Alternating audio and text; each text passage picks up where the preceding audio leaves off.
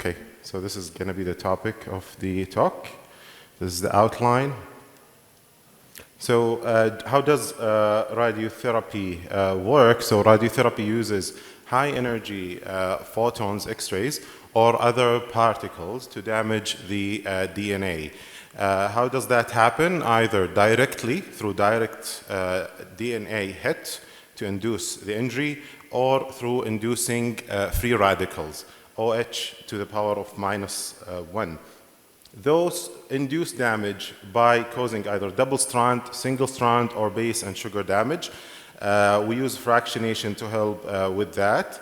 So now going to our topic, SBRT, stereotactic body radiotherapy, stereotactic remarking the word accurate or very accurate, and body, so extracranial, and it's radiotherapy. This technique started to develop in 1950s, initially to brain metastases and disease by Lescal, who you can see the picture here, who's a neurosurgeon, to targets that were not amenable for surgery. In 1990s, this technique started to move to be given to targets in the body, so extracranially. And one of the first reports was from Scandinavian countries that ran this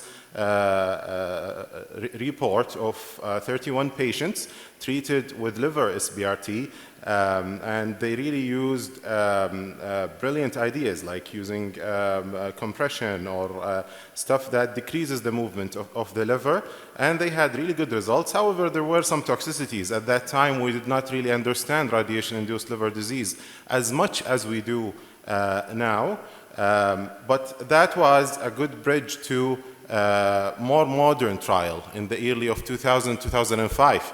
So this is an analysis of two trials, one from Princess Margaret Hospital, where this technique developed a lot. So 102 patients with active HCC and child POA.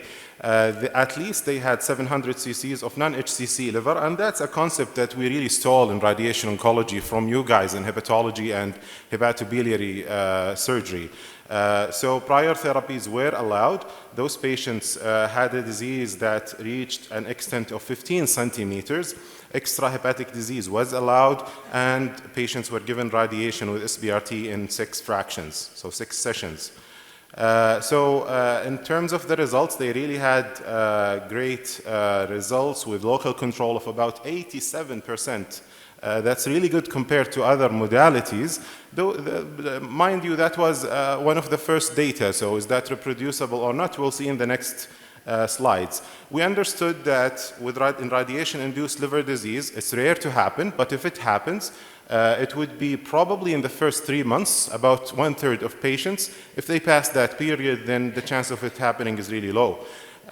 And we understand that patients who are likely to do bad, like tumor vascular thrombosis, benefited from SBRT compared to other modalities with favorable hazard ratio, and that improved also survival.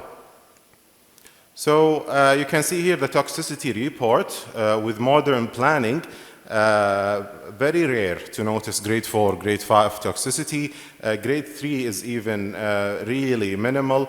And in the modern trial, this is even much smaller. We understand that factors are associated with increased toxicity include PV thrombosis, bad child post-core, low platelet count, especially less than 100, high mean liver dose, as well as not meeting the D800 cc dose constraints for radiotherapy to preserve normal liver.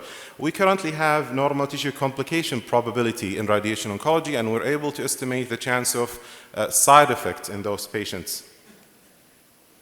So we also understand now that, even in child A, there's difference between A5 and A6 in their response to radiotherapy and in their chance of having radiation-induced liver disease. A5 generally do much better, so we have to control the dose to normal liver even more in patients with A6. We do have metrics. This is one of the first ones. We do have more advanced ones now that are outside the topic of this lecture. So all of that is what you mentioned is phase 2 trials, single arm. We just combined both or 2 or 3 of them just to make a significant data. So in 2022 was the first publication of this NRG RTOG 1112 with the first randomized phase 3 international trial that addressed the role of SBRT in HCC. All radiation oncologists were excited about this trial at that time. So locally advanced HCC patients were post other treatments and then they are not eligible for either RFA or TACE. They are all child A, good platelet count, BCLC, stage B or C. And their total sum of HCC was less than or equal to 20 centimeters with up to 5 lesions. So those patients were stratified with the multiple risk factors we mentioned a few slides ago, and were given sorafenib, which was standard of care at that time, versus sorafenib and SBRT, SBRT being first and delivered in 5 sessions every other day. So not only this resulted in a local control improvement, but also resulted in overall survival, which is really rare to see a local control modality improving overall survival in oncologic world. So we understand multiple things, that patients who have high performance status usually do well.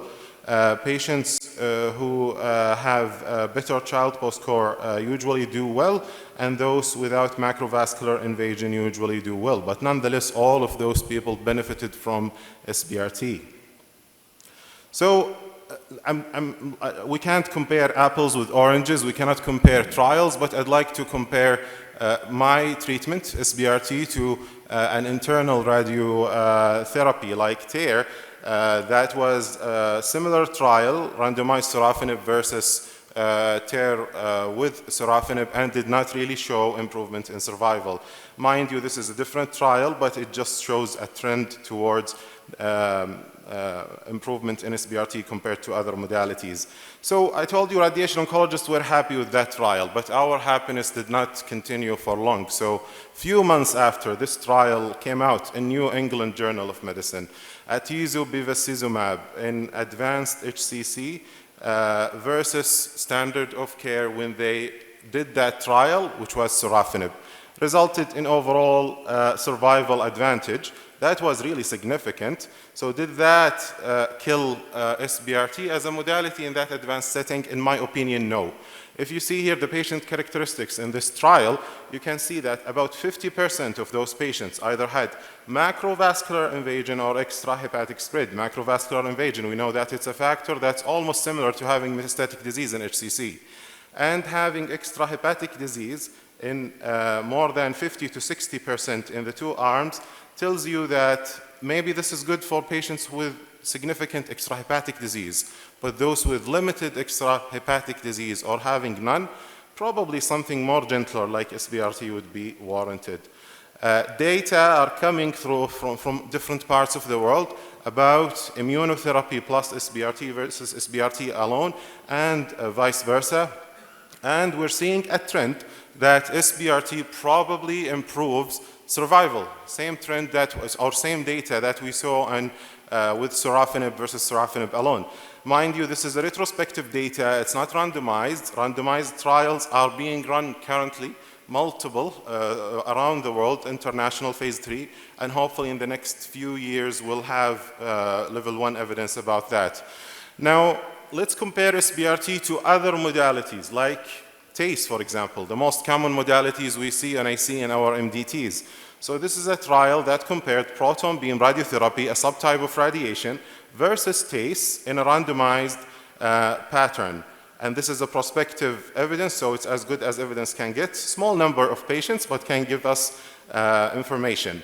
So HCC confined to liver, no vascular invasion, child PO A and B, they excluded child C, and the intervention was radiotherapy 70 gray, 15 sessions. So this does not meet the SBRT definition, but it's hypofractionated high dose that's similar to the dose radiobiologically we give with SBRT, versus TACE. And TACE was allowed to be done as much as they wanted until maximal response is received, while radiotherapy, we're only allowed to do it once. So 30 months follow-up, and the graphs speaks for themselves, no benefit in overall survival. However, liver control probability was much better with radiotherapy. The local tumor control was much better with radiotherapy compared to TACE. And then the progression-free survival was even more significant with radiotherapy compared to TACE. So that's a trial that shows really how great SBRT is compared to other modalities. Now, still, SBRT is not being done a lot. And it's probably part of the guilt with us, radiation oncologists, that we are not advocating as much.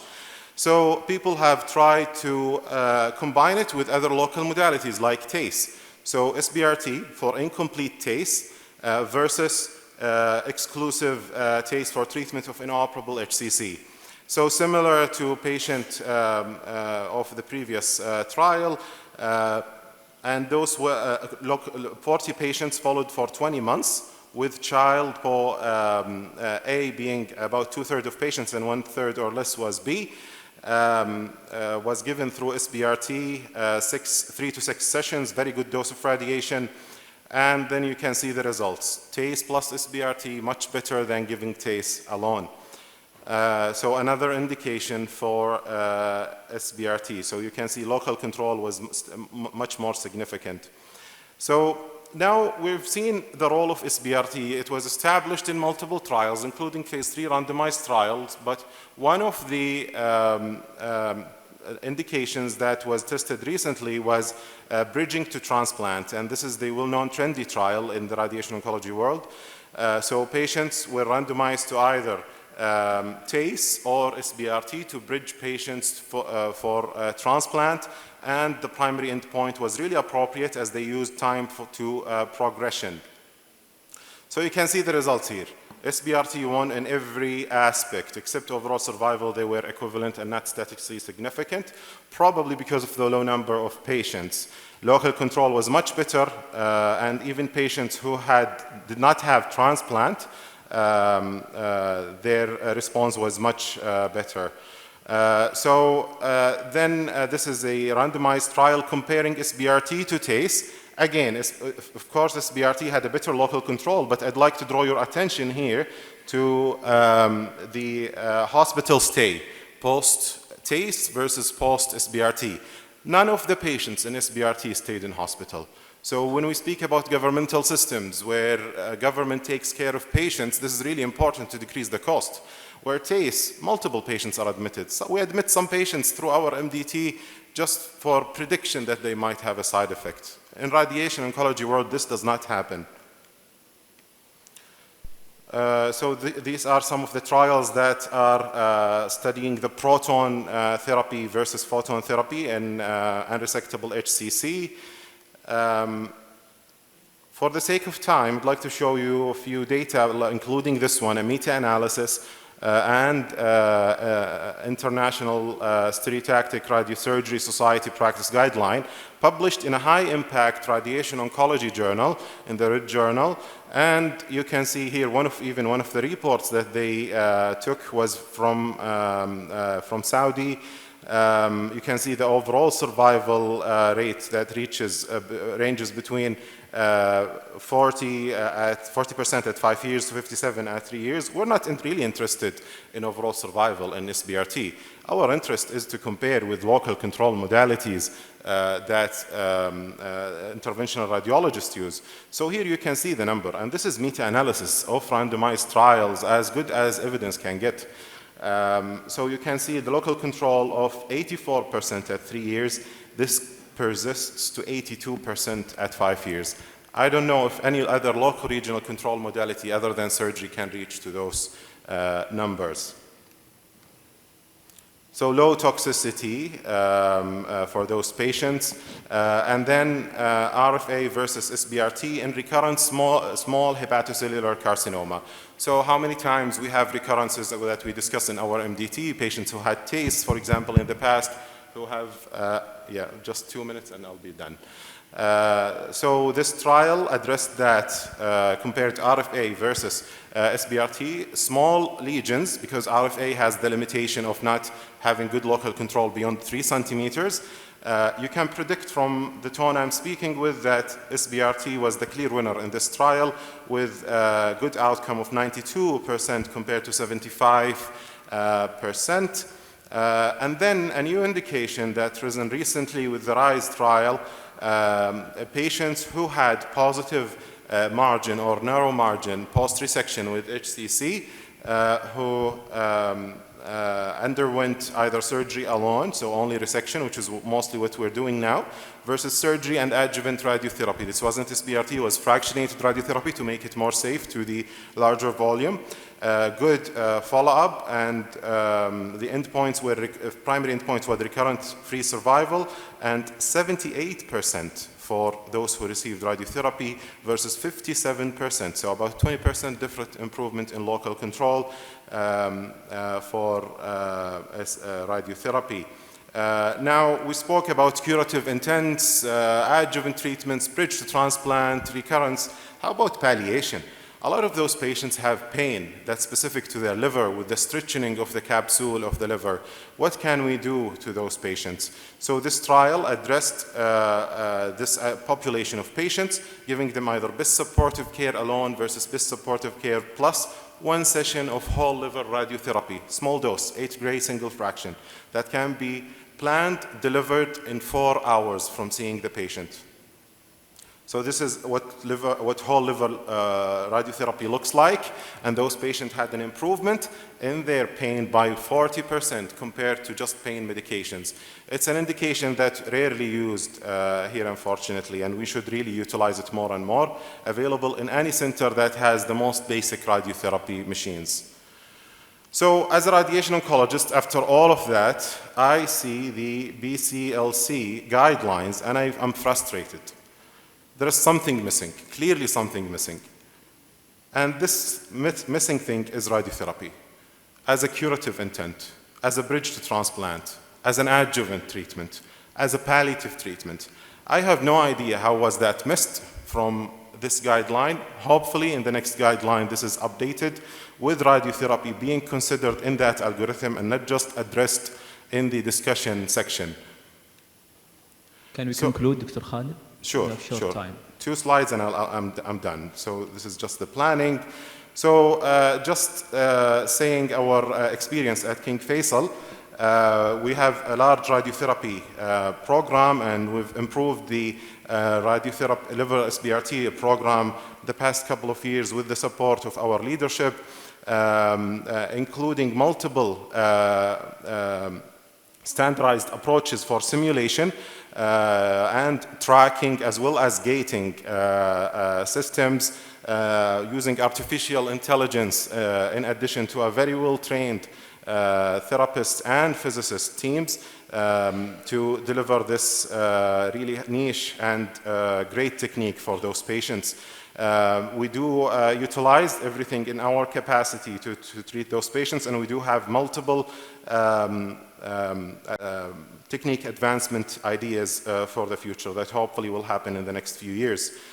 My last couple of slides, one of them is about the estimated long-term cost. We're a governmental system.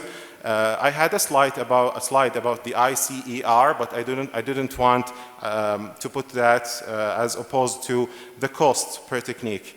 You can see here, the one that has lowest ICER is SBRT. Those who are involved in health economics know that this is really great. Just 1 minute and I'll be done. Much shorter than my previous colleagues. So SBRT in 2 patients, this is one of the reports of 2 of our patients. A patient who's 39 years old, who's not candidate for transplant, with very large HCC and vessel invasion, treated with SBRT and sorafenib, had really excellent response and normalized alpha-fetoprotein, and that continued for about 5 to 6 years. Then he had a recurrence that was treated afterwards, again with SBRT, so that's possible retreatments multiple times, and had a very good response. Unfortunately, recurrence happened afterwards, but distantly, not locally. He survived about 7 years in a good health mostly. Thank you so much.